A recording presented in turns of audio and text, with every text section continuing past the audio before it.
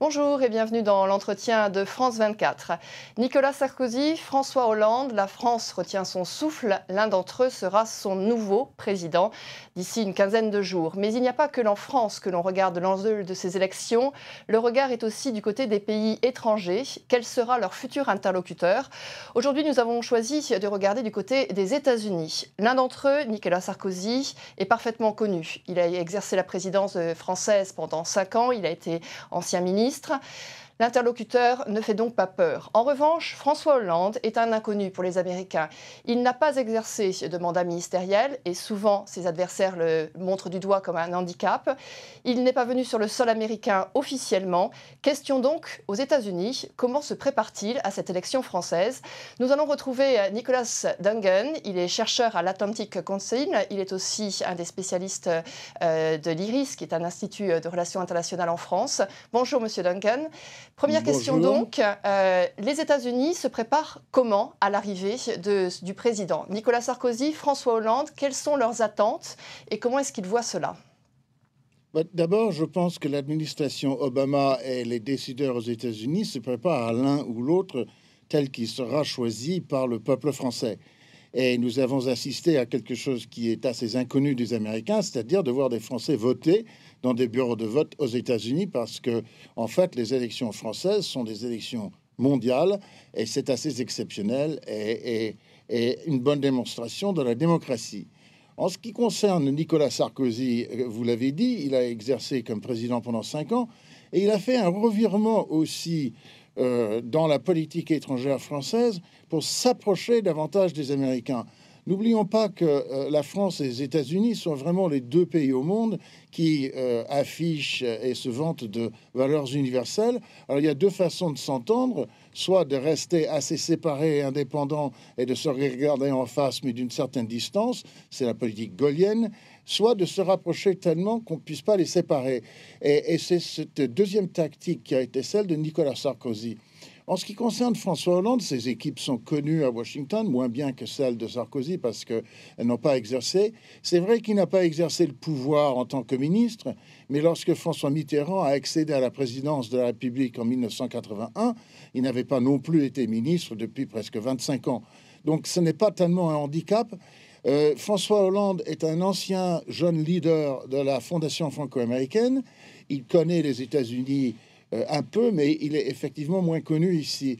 Moi, je pense qu'en tant qu'analyste, je dirais que ce qu'il faut attendre du côté des Américains, c'est d'abord de le voir à l'œuvre, mais il faut souligner qu'il va arriver au sommet du G8 le lendemain de son investiture, le 17 mai, au sommet du G8 le 18, au sommet de l'OTAN dans les jours qui suivent, avec tout l'appareil de l'État français en place. Et donc, ce sera un président de la République avec toute la stature, mais peut-être une politique plus gaullienne, plus réservée vis-à-vis des États-Unis, alors que Nicolas Sarkozy avait dit qu'il était allié, mais non pas aligné. Je pense que François Hollande fera en sorte qu'on comprenne qu'il est certainement pas aligné, tout en étant allié.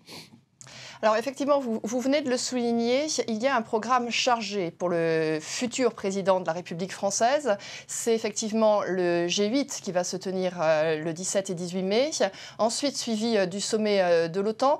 On va tout de suite aller sur le sommet de l'OTAN le 20 et le 21 mai. C'est un sommet qui est extrêmement important pour les alliés parce que ça va déterminer effectivement beaucoup de détermination sur les conflits qui peuvent y avoir en cours. On pense effectivement à la question cruciale de l'Afghanistan. Là, François Hollande s'est exprimé très clairement. Il a dit qu'il était pour un retrait anticipé des forces françaises. Du côté de Washington, est-ce qu'on hausse le sourcil par rapport à cela ? Peut-être un tout petit peu, mais il faut bien préciser aussi que Nicolas Sarkozy lui-même avait dit que les troupes françaises seraient retirées d'Afghanistan à la fin de l'année 2013. Et l'engagement de retirer les troupes françaises à la fin de l'année 2012 fait partie des 60 engagements de François Hollande pour la France. Donc c'est une position connue d'avance et connue d'assez longtemps. Et dans son discours du 11 mars, son discours sur la défense nationale qui a été extrêmement robuste, François Hollande a précisé qu'il avait l'intention d'informer les alliés de l'OTAN, justement au sommet de l'OTAN en mai à Chicago, de cette décision, mais que celle-ci serait mise en œuvre en toute coordination avec les alliés et sans bousculer les arrangements et les structures existantes. Donc je pense, et de toute façon, franchement, aux États-Unis, tout le monde, enfin, la plupart des gens veulent que les États-Unis se retirent assez rapidement de l'Afghanistan aussi. Donc c'est plutôt, à mon avis, une question de calendrier, c'est-à-dire fin 2012 versus fin 2013, qu'une rupture avec les décisions américaines, françaises ou autres alliés. Pour rester sur le sommet de l'OTAN, il y a effectivement, vous avez dit, quand vous avez parlé du discours robuste de François Hollande sur la défense, il a effectivement insisté sur le fait qu'il fallait avoir une autonomie nationale avec des moyens encore à disposition, qu'il fallait aussi avoir des partenaires européens. Donc, comment est-ce que cet affichage, cette indépendance est vécu de façon à Washington ? Mais je pense que justement, c'est une position un peu plus gaullienne comparée à celle de Nicolas Sarkozy, qui était d'être l'allié très attaché et l'allié qui était toujours présent. Alors, c'est vrai que la France, surtout du point de vue de la défense nationale, est, à côté des États-Unis, le pays le plus complet du monde. Son arme nucléaire, sous-marin et terrestre est complètement sous son contrôle et la technologie est la sienne. Elle a une marine qui comprend un porte-avions, le seul autre porte-avions de l'OTAN, hormis les porte-avions des États-Unis, 300 avions de combat, 500 avions de transport dans sa force aérienne, son armée de l'air, etc. Et donc la France a la capacité de jouer et de prendre un rôle indépendant vis-à-vis des États-Unis, mais je pense que fondamentalement cette alliance est tellement vieille, elle marche tellement bien que on ne s'attend absolument pas ni à un changement radical de politique, ni à une séparation comme on a pu la connaître sous Jacques Chirac et Dominique de Villepin, qui était le moment que personne, ni du côté français ni du côté américain, ne veut revivre. Un dernier point en ce qui concerne la crise que l'on vit en Syrie. Là encore, François Hollande est partant pour une intervention assez rapide. Nicolas Sarkozy, on l'a vu ces dernières semaines, parle pour l'instant est tout à fait sur le biais de la diplomatie, d'essayer de voir si le plan Kofi Annan peut fonctionner, si le Conseil de sécurité peut trouver des solutions.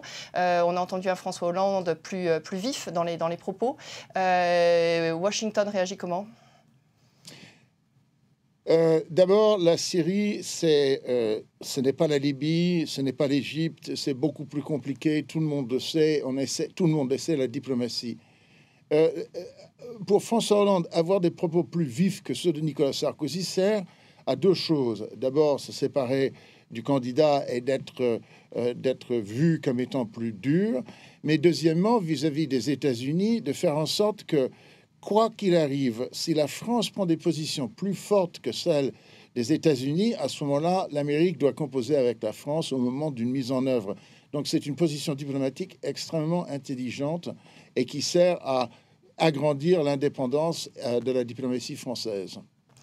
Une question sur au niveau de la dette, au niveau des finances. On sait que donc la France est aussi atteinte par la crise.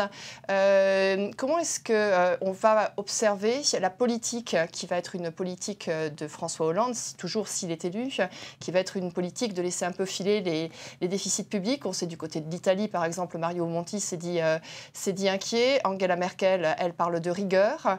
Alors, outre-Atlantique. De toute façon, Angela Merkel ne parle que de rigueur. Donc, c'est un refrain qu'elle doit respecter parce que sa majorité dans le Bundestag l'exige.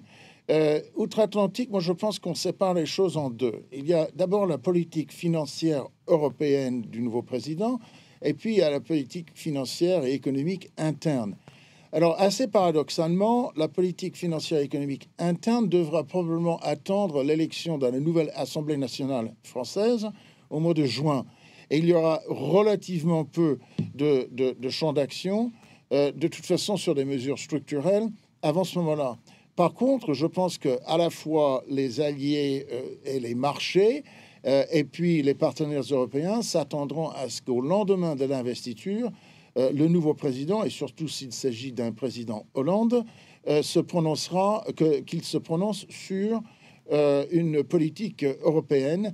Et bien évidemment, avant d'aller au G8 à Camp David et avant de mettre le pied sur le sol américain pour le sommet de l'OTAN à Chicago, le nouveau président français devra se rendre à Berlin pour se concerter avec Angela Merkel.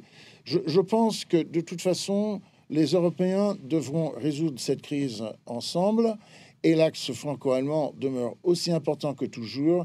Alors, quelles qu'aient pu être les différences d'appréciation pendant la campagne, je vois très peu de marge de manœuvre pour changer la politique française au sein de l'Europe. Nicolas Dungan, merci beaucoup de cet entretien. De bonne suite de programme sur France 24. Merci à vous.